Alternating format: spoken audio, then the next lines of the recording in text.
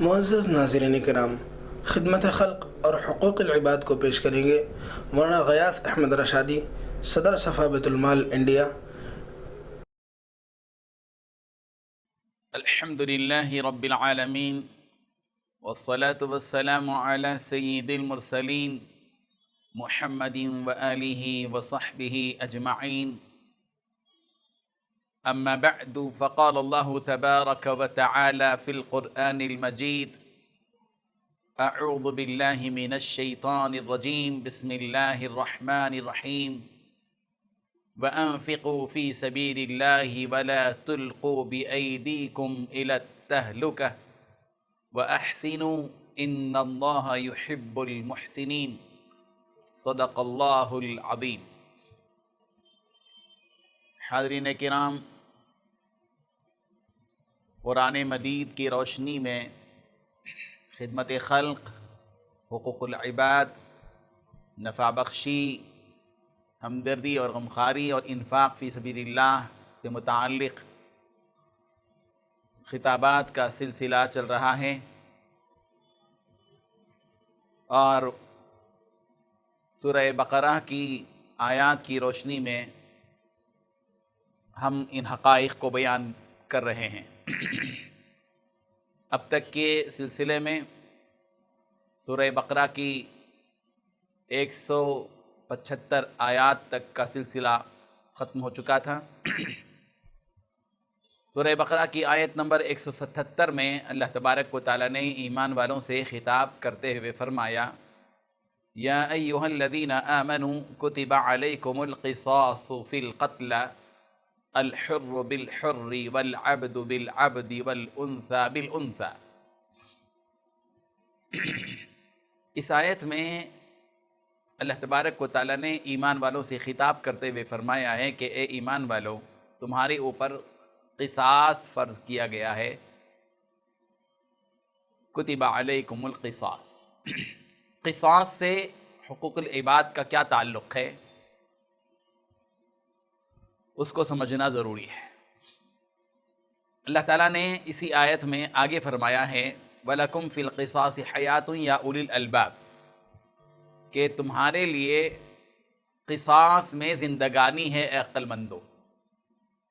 انسانوں کی زندگی محفوظ ہوتی ہے قصاص کے قانون پر عمل پیرا ہونے سے۔ دنیا میں جب تک یہ قانون نافذ رہے گا کہ کسی آدمی کے قتل پر قاتل کو قتل کیا جائے گا، تو یہ ایسی سزا ہے جس سزا کے سننے کے بعد، جس سزا کو دیکھنے کے بعد اپنی آنکھوں سے آدمی عبرت حاصل کرے گا، اس کے دل میں خوف چھائے گا، پھر اس کی وجہ سے کہ ایک مقتول کے قاتل کو قتل کرنے کی وجہ سے، جس نے ناحق قتل کیا ہے، قاتل کو بدلے میں اگر قتل کیا جاتا ہے تو اس سے ہزاروں کو عبرت ملتی ہے اور ہزاروں لوگوں کی جانیں بچتی ہیں۔ تو قرآن مجید نے انسانوں کی جانوں کی حفاظت کا کام کیا ہے کہ وَلَكُمْ فِي الْقِصَاصِ حَيَاتٌ يَا أُولِي الْأَلْبَابِ، کہ تمہارے لیے قصاص کا جو قانون قرآن مجید نے بیان کیا ہے اس میں زندگانی ہے۔ بظاہر ظلم نظر آتا ہے کہ ایک آدمی کو قتل کر دیا گیا، پھر اس کو قتل کیا جا رہا ہے قاتل کو، وہ ظلم نہیں ہے، وہ انصاف ہے، اور بلکہ پوری انسانیت پر ایک احسان ہے کہ ایک آدمی کے قتل پر قاتل کو، جس نے ناحق قتل کیا ہے، قتل کر دیا جاتا ہے تو ہزاروں لوگوں کی جانیں محفوظ ہو جاتی ہے۔ یہ انسانیت ہے، اس میں یہ انسانیت کے خلاف کوئی عمل نہیں ہے۔ اسلام جانوں کے تحفظ کی فکر کرتا ہے، اسی لیے قرآن مجید نے اس حقیقت کو بتلایا کہ جو کوئی شخص کسی کو ناحق قتل کرتا ہے، فَكَأَنَّمَا قَتَلَ النَّاسَ جَمِيعًا، جس نے کسی کو ناحق قتل کیا، ایک جان لی کسی کی، اس نے ایک جان نہیں لی بلکہ پوری انسانیت کا قتل کیا ہے۔ تو اسلام جانوں کے تحفظ کی ضمانت لیتا ہے اور اس بات کی فکر کرتا ہے کہ دنیا میں امن قائم رہے، قتل و غارت گیری کا رواج نہ رہے، قتل و غارت گیری کے رواج کو ختم کرنے کے لیے اسلام نے قصاص کا قانون نافذ کیا، الحر بالحر والعبد بالعبد والانثى بالانثى۔ کسی آزاد کو قتل کیا گیا تو آزاد کے بدلے میں آزاد، غلام کے بدلے میں غلام، عورت کے بدلے میں عورت۔ اور بدلہ لینے کی بات بھی ہے اسلام میں، اگرچہ کہ معاف کرنے کا حکم دیا گیا ہے کہ اگر معاف کر دو تو بہت اچھا ہے، اللہ تعالیٰ معاف کرنے والوں کو پسند فرماتے ہیں، لیکن انتقام کی اجازت اور گنجائش اس لیے رکھی گئی ہے تاکہ انتقام کا خوف جب رہے گا تو پھر دوبارہ اس جرم کے کرنے کا ارادہ اور اس کی ہمت نہیں کرے گا۔ فَمَنِ اعْتَدَى عَلَيْكُمْ فَاعْتَدُوا عَلَيْهِ بِمِثْلِ مَا اعْتَدَى عَلَيْكُمْ۔ اللہ تبارک و تعالیٰ نے فرمایا جو کوئی تمہارے اوپر زیادتی کرے تو تم بھی اسی کے بقدر زیادتی کرو جیسے اس نے زیادتی کی ہے۔ اگر کسی نے کسی کا دانت توڑا ہے تو تم بھی بدلے میں دانت توڑ سکتے ہو، اس کی اجازت ہے، توڑنا ضروری نہیں ہے،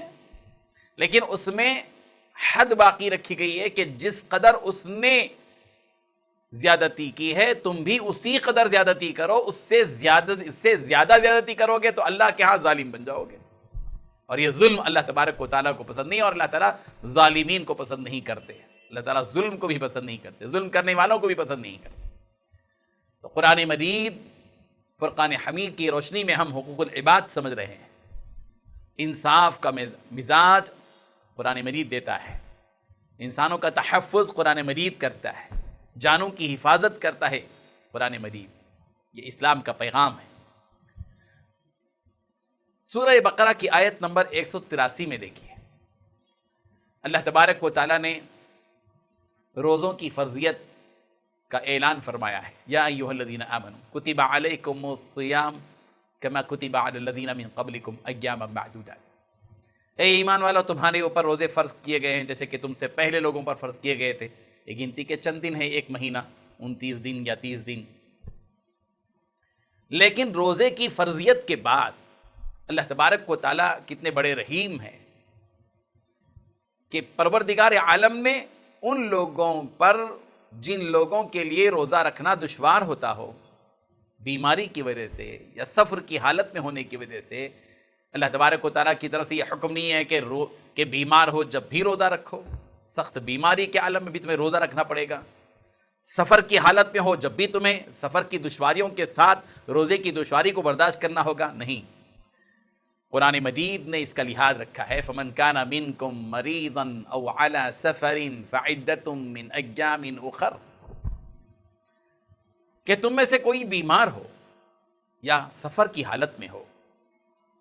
تو اس کے لیے روزہ چھوڑنے کا اختیار ہے، وہ روزہ چھوڑ دے اور بعد میں اس کی گنتی پوری کرے۔ اگر 3 دن بیمار رہا تو 3 روزے چھوڑ دے، اور رمضان مبارک کے گزرنے کے بعد وہ 3 روزے مکمل کر لے۔ سفر میں 4 دن رہا،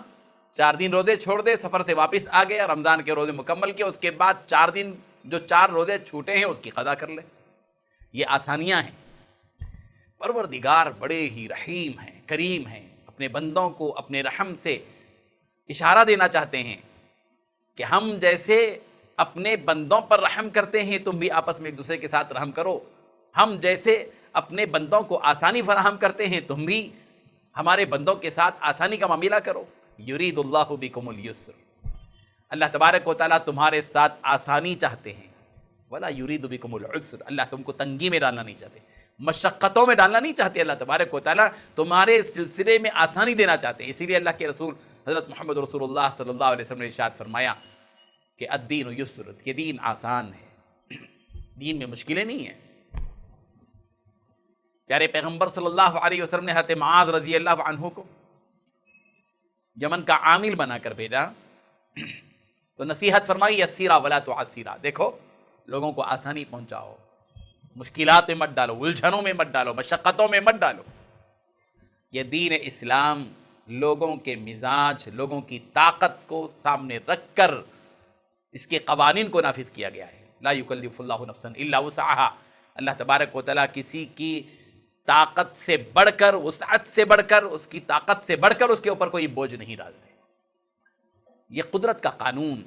یہ رب ذوالجلال کا دستور ہم سب کو بتلاتا ہے کہ ہمیں بھی آپس میں ایک دوسرے پر اتنا ہی بوجھ ڈالنا چاہیے جتنا کہ بوجھ ڈالا جا سکتا ہے۔ ایک استاد اپنے شاگرد پر اتنا ہی بوجھ ڈالے جتنا کہ شاگرد اس بوجھ کو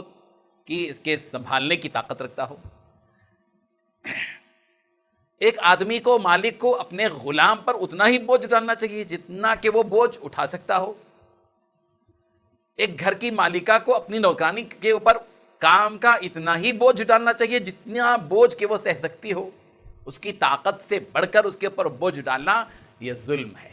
یہ انصاف کے برخلاف ہے، یہ انسانیت کے برخلاف ہے۔ قرآن مجید ان ساری چیزوں کی طرف اشارے کرتا ہے۔ سورہ بقرہ کی آیت نمبر 187 میں اللہ تبارک و تعالیٰ نے حق شکنی کے سلسلے میں فرمایا، کسی کا حق مارنا یہ بھی گوارا نہیں اسلام کو۔ قرآن مجید ان ساری حقیقتوں پر نظر رکھتا ہے، ہماری معاشرتی زندگی کے سلسلے میں ہمارے معاملات پر گہری نظر رکھتا ہے، اور قرآن مجید میں وہ احکامات دیے گئے ہیں جو ہمارے معاشرے کے اندر جو افراط اور تفریط سے کام لیا جاتا ہے، حق شکنی کی جاتی ہے، لوگوں کے حقوق کو مارے جاتے ہیں۔ قرآن مجید اس دکھتی رگ پر ہاتھ رکھتا ہے۔ اللہ تعالیٰ فرمانے وَلَا تَأْكُلُوا أَمْوَالَكُمْ بَيْنَكُمْ بِالْبَاطِلِ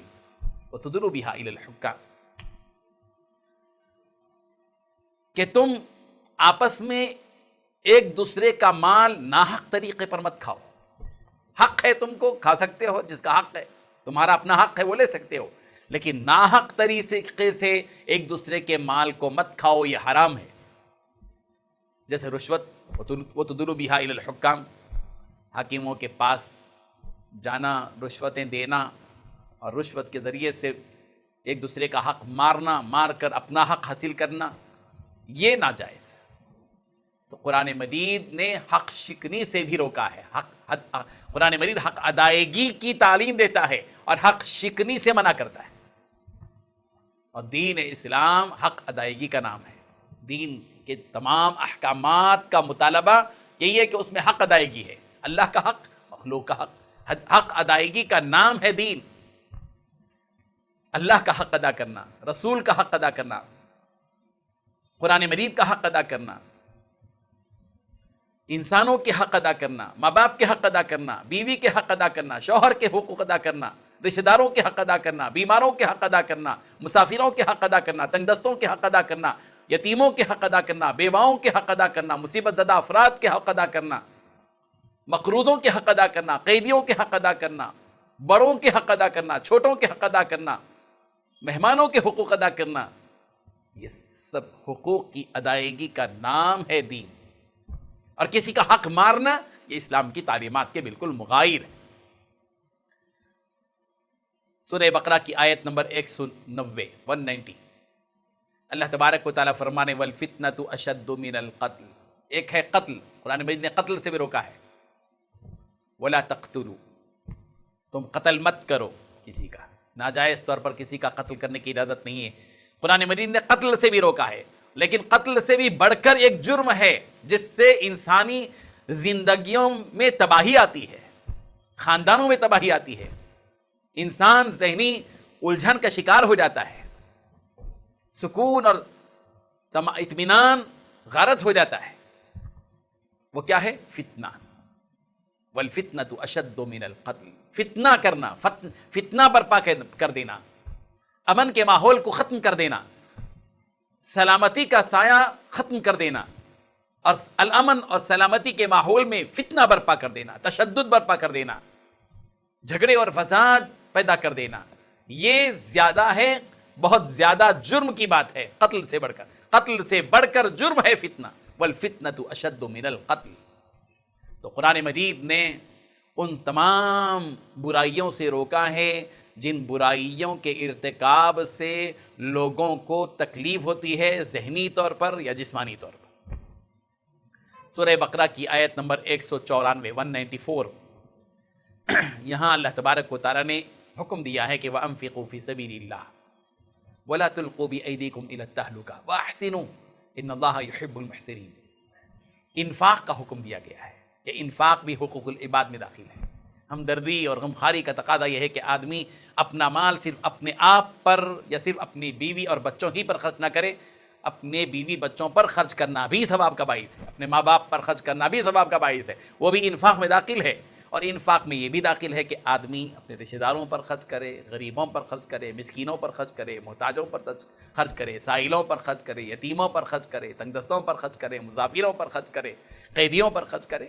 وَأَنفِقُوا فِي سَبِيلِ اللَّهِ، اللہ تعالیٰ بار بار قرآن مجید میں فرما رہے ہیں، انفاق کا حکم دے رہے ہیں۔ وَأَنفِقُوا فِي سَبِيلِ اللَّهِ، اللہ کی راہ میں خرچ کرو۔ اور اللہ کی راہ میں خرچ کرنے کے اور بھی چیزیں ہیں،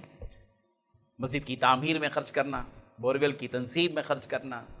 اعلاء کلمت الحق میں خرچ کرنا، فی سبیل اللہ، اسلام کی سربلندی کے لیے خرچ کرنا، اسلام کے غلبے کے لیے خرچ کرنا، اسلام کی نشر و اشاعت کے لیے خرچ کرنا، اسلام کے علوم کو پھیلانے میں خرچ کرنا، جیسے دینی مدارس ہیں، اور ساتھ ہی ساتھ ضرورت مندوں پر خرچ کرنا، مسکینوں پر خرچ کرنا۔ اس میں اعتدال ہونا چاہیے،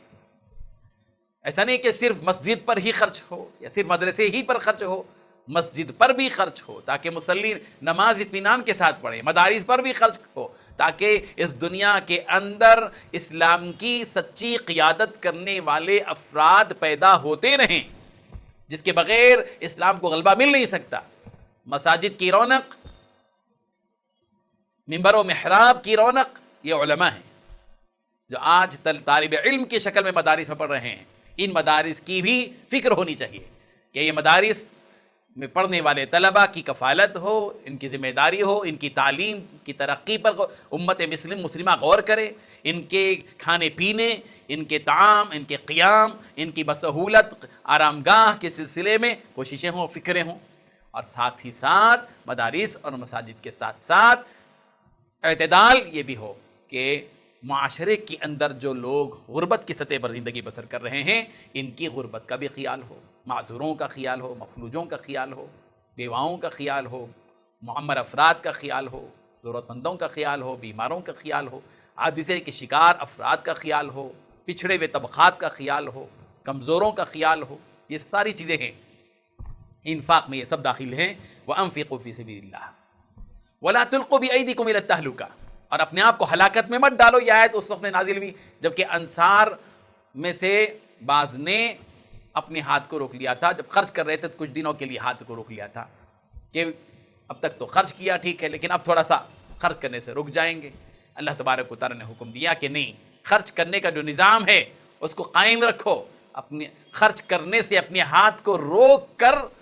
اپنے آپ کو ہلاکت میں مت ڈالو۔ وَأَحْسِنُوا، اور احسان کرتے رہو، نیکی کرتے رہو، لوگوں پر اپنا مال خرچ کرتے رہو۔ ان اللہ یحب المحسنین، بے شک اللہ تبارک و تعالیٰ ایسے نیک کام کرنے والوں کو محبوب نگاہوں سے دیکھتے ہیں، محبت بھری نگاہوں سے دیکھتے ہیں، ان سے محبت کرتے ہیں جو لوگوں کے ساتھ احسان کا برتاؤ کرتے ہیں۔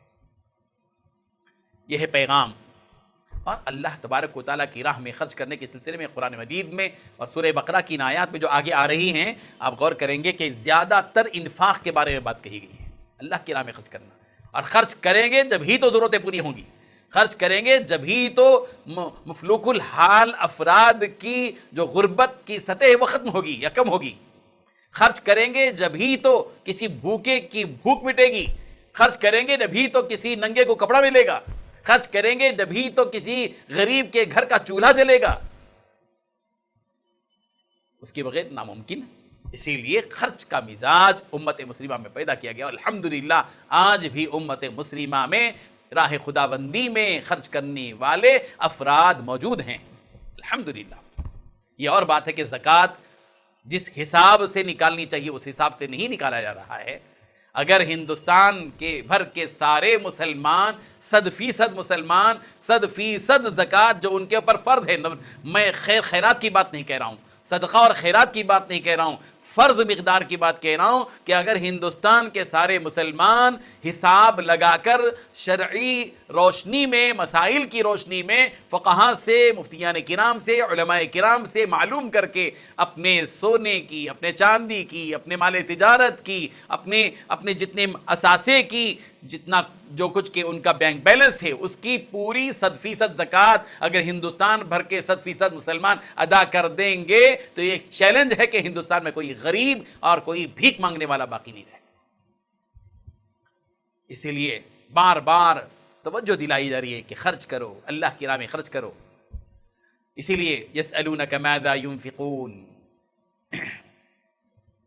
اے پیارے پیغمبر، لوگ آپ سے پوچھتے ہیں کہ کیا خرچ کریں اللہ کی راہ میں، کس قدر خرچ کریں،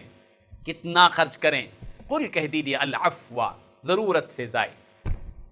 جو تمہارے پاس ضرورت سے زائد ہے وہ خرچ کرو۔ ایک آیت میں، یہ جو سورہ بقرہ کی آیت نمبر 214 میں اللہ تبارک و تعالیٰ نے فرمایا کہ یسألونک ماذا ينفقون، پیغمبر لوگ آپ سے پوچھتے ہیں کہ کیا خرچ کریں، کس پر خرچ کریں، کیسے خرچ کریں؟ قل، اللہ تعالیٰ فرما رہے ہیں نبی کریم صلی اللہ علیہ وسلم سے، قل کہہ دیجیے پیارے پیغمبر، ما انفقتم من خیر، جو کچھ بھلا مال، اچھا مال راہ خداوندی میں جو کچھ کہ تم خرچ کرتے ہو، اس کی فہرست ہم تم کو دیتے ہیں کہ فللوالدین، سب سے پہلے اپنے ماں باپ پر خرچ کرو۔ عجیب بات یہ ہے کہ لوگ کسی غریب کی مدد کرنے کو ثواب سمجھتے ہیں، کسی یتیم کو دینے پر ثواب تصور کرتے ہیں، لیکن اپنے ماں باپ کو اپنی محنت کی کمائی دینے کو ثواب نہیں سمجھتے۔ بہت بڑا تیر مار دیا، احسان جتاتے ہیں اپنے ماں باپ پر کہ ہم نے تم کو اتنا دیا اور اتنا دیا۔ کبھی باپ نے یہ نہیں کہا ہوگا کہ ہم نے تم کو پالا پوسا، تربیت کی، تم کو اٹھایا، جگایا، نلایا، دلایا، پلایا، کھلایا اور پڑھایا، تم کو اس قابل بنایا، لیکن زندگی بھر 20-25 سال تک ایک ماں اور باپ اپنے بچے پر اپنی زندگی کا اثاثہ خرچ کرتے ہیں، لیکن ان کی زبان سے احسان جتانے کا کوئی لفظ نہیں نکلتا۔ مگر 1-2 سال اولاد اپنی محنت کی کمائی اپنے ماں باپ پر خرچ کرتی ہے تو احسان جتانے والے جملے فوراً نکلنے شروع ہو جاتے ہیں۔ اپنا مال سب سے پہلے جس پر خرچ کرنا ہے وہ ہے ماں باپ۔ اللہ تعالیٰ فرما رہے ہیں، ترتیب بتا رہے ہیں، فللوالدین، اپنے ماں باپ پر خرچ کرو، والاقربین، اور اپنے رشتہ داروں پر خرچ کرو۔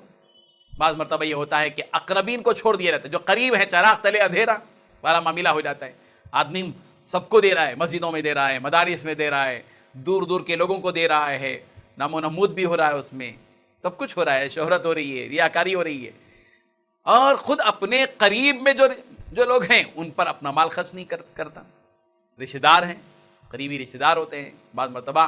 بھانجی ہوتی ہے، مطلقہ ہوتی ہے، بھتیجی ہوتی ہے، بے وگی کی زندگی بسر کر رہی ہوتی ہے، خالہ ہوتی ہے، غربت کی سطح پر کسی غریب محلے میں چھوٹے سے جھونپڑے میں زندگی بسر کر رہی ہوتی ہے، نانی یا دادی ہوتی ہے، اور جوانی کی طاقت، عہدے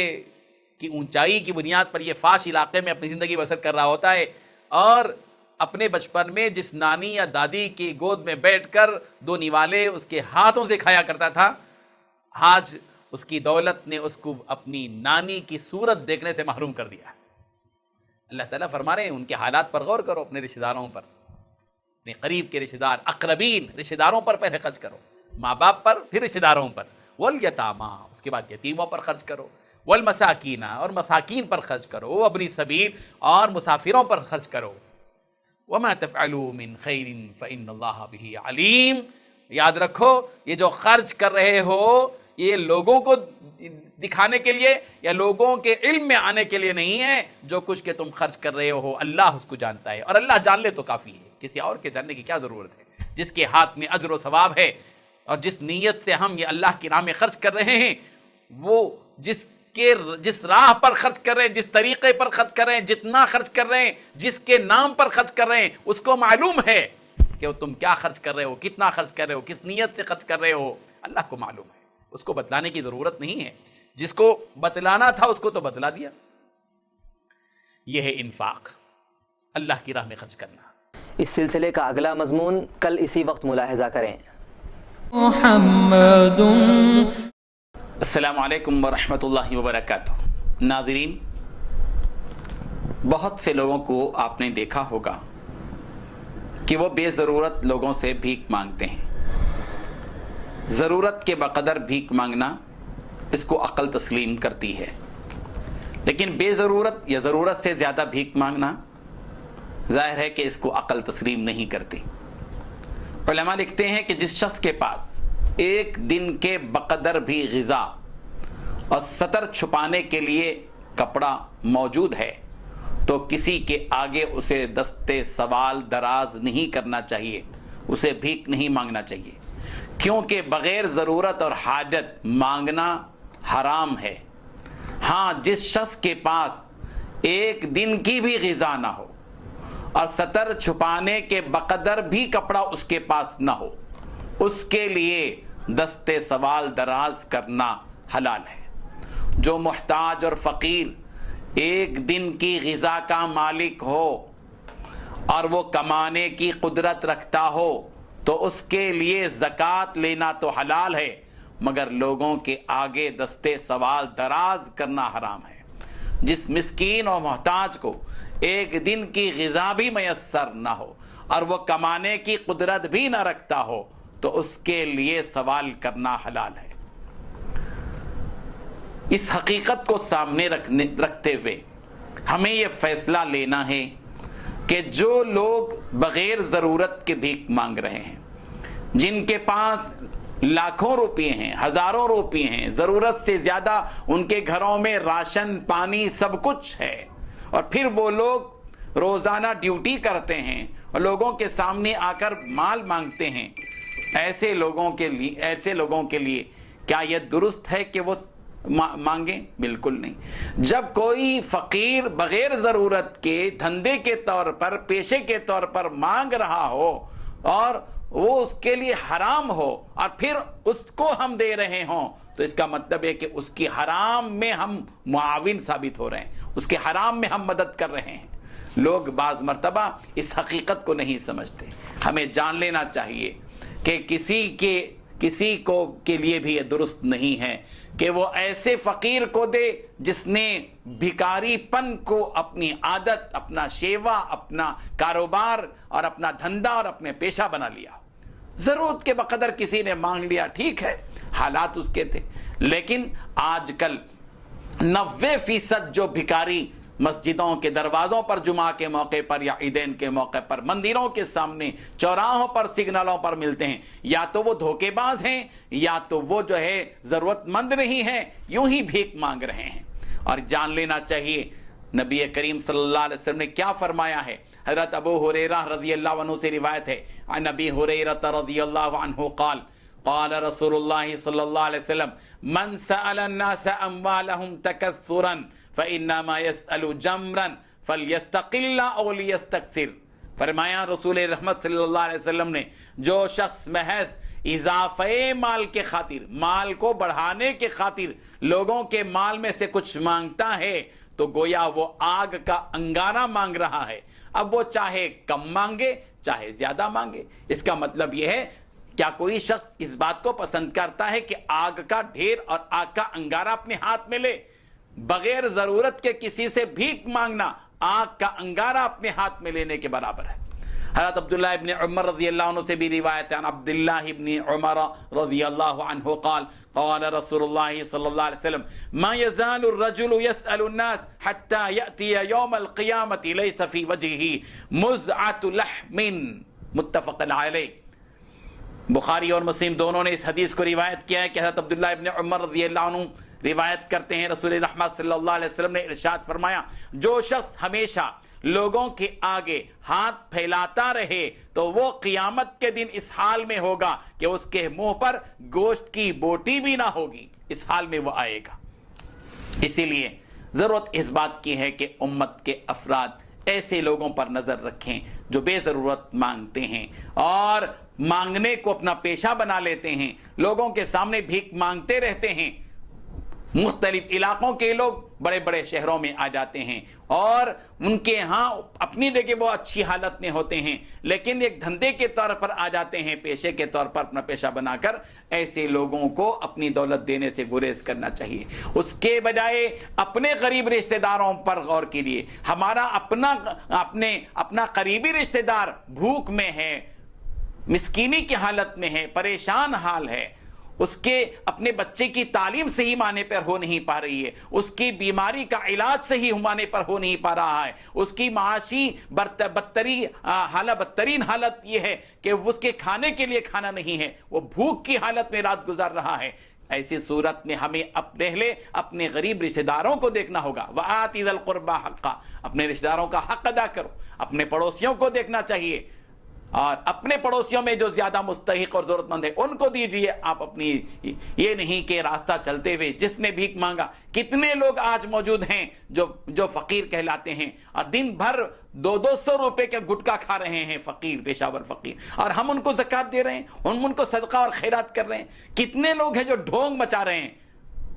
برقع پہن کر بہت سی عورتیں, غیر مسلم عورتیں مسلمانوں کے نام پر بھیک مانگ رہی ہیں, اور ہم ان کو, اور وہ اللہ کے نام پر بھیک مانگ رہا ہے اور ہم ان کو دے رہے ہیں. اس سلسلے میں مسلمانوں کو محتاط ہونا چاہیے. اللہ تبارک و تعالی ہم سب کو عمل کی توفیق عطا فرمائے. آمین. وآخر دعوانا ان الحمدللہ.